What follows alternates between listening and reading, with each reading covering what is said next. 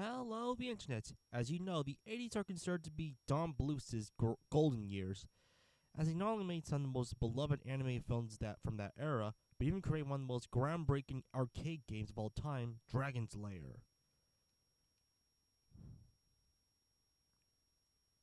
But by the 90s, that's when Don had hit his peak.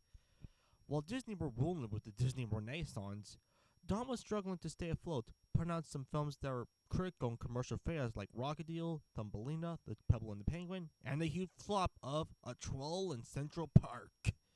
Oy. However, during The Pebble and the Penguin's development, 20th Century Fox had offered Don and his crew to make an animation studio for them.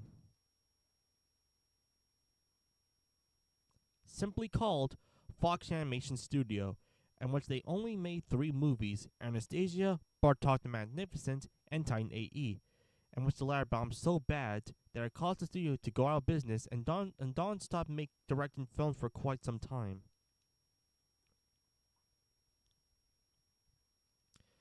And the film I'm talking about is Fox Animation Studio's first film, Anastasia, a film that for a while was the return of Don, as it was his highest grossing film of all time. As well as based on the Romanov tragedy, so let's see how Don turned this one out.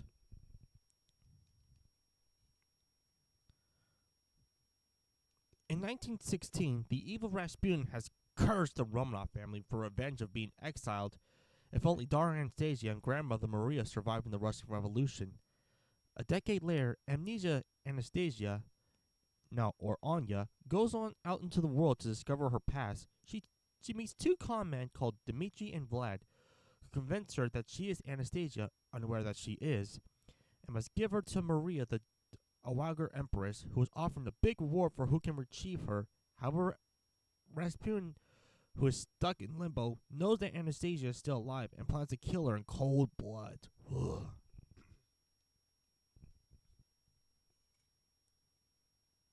Now, this film has gained some controversy for its fantastical retelling of the Romanovs.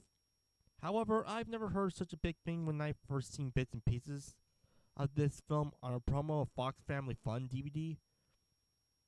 And while I do find it a bit tasteless that Don would turn a tragedy into a family fun film, it's a historic fairy tale film, so there's going to be some changes. And as a film as a whole, it's cute and charming.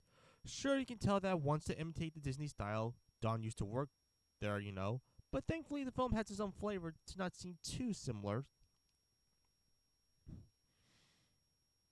The biggest appeal of this film is the charming cast of memorable characters.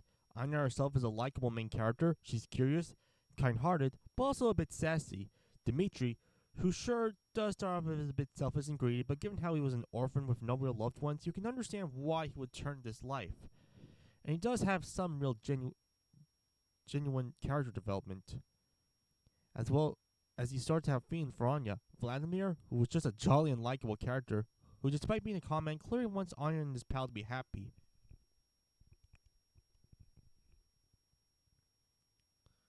But the real stars of the film is the villain, Rasputin.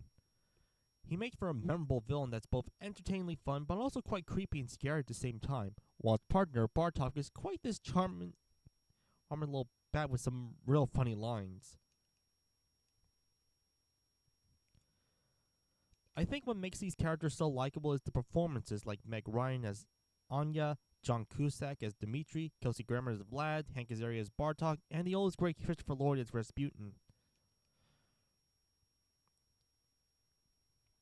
Plus, since this is a Don Bluth film, it isn't afraid to go dark at times, especially with Rasputin, and how he literally sells his soul in a fairly unsettling way. To even his death is quite gruesome. I mean, just look at it. Nope, this ain't no cutesy soft ice cream you'll find anywhere else. This is hard rock, and I love it. As to be expected from a Don Bluth film, who always said as long as they're happy ending, kids can't handle scary stuff. That's true, Don, that's true. Speaking of Don Bluth, the animation here is just as beautiful as his other films. The backgrounds are absolutely gorgeous and well detailed. The characters are well drawn. The animation is smooth and sometimes fun, though I will admit the use of CGI can make the film look dated. Though I will admit the dated CGI looks for the finale since it looks otherworldly for Rasputin's hellish environment. Plus, the music numbers can have some pretty imagery.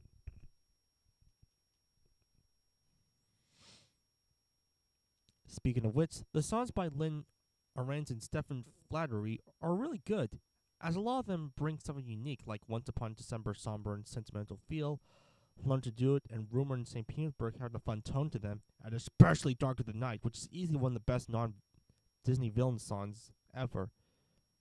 Plus, the score by Randy Newman's cousin, David Newman, is absolutely epic and captures the feel of the film very well.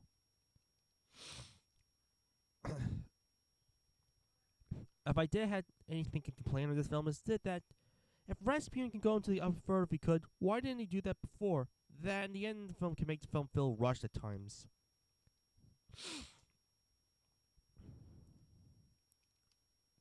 Of a cast of likable characters, great voice acting, beautiful animation, memorable songs, and a fantastic score, Anastasia is another great work from Don Bluth. Sure, it's not perfect, as it does have some plot holes and pacing issues, but I still had a good time with this film. I give it an 8 out of 10.